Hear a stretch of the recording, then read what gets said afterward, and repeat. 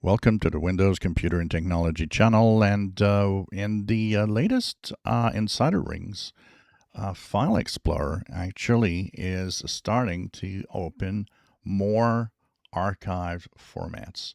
So if you didn't know already, Windows 11 has introduced a lot of archives and compression formats that you can open already, long before we had some formats like, for example, the zip files, where, you could extract zip files and you can open them and so on. And slowly that has become more and more different archives that were added.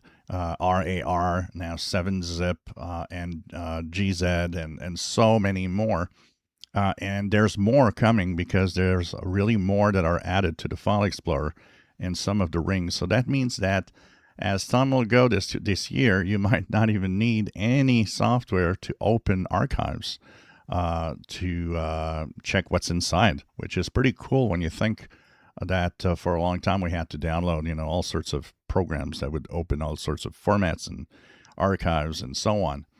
So this is pretty good. Now, of course, you will still need some of these software because the File Explorer archives that it can open is mostly just opening it and not necessarily creating any.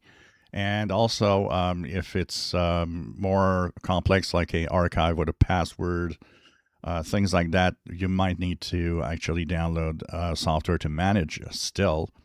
But if you only open archives and nothing else, this will be enough, and you won't need to have all of those formats, software to open different formats. It was getting a little annoying sometimes because depending on where you would get files, somewhere in zips or somewhere in 7-zip, somewhere in RAR, and so on and so on. And you had to, get the software to open whatever archive, sometimes just for one folder, and then you never need it again, or that was kind of annoying. So this is really good news because it will prevent people from going and downloading tons of software to open the different compressed archives that are out there.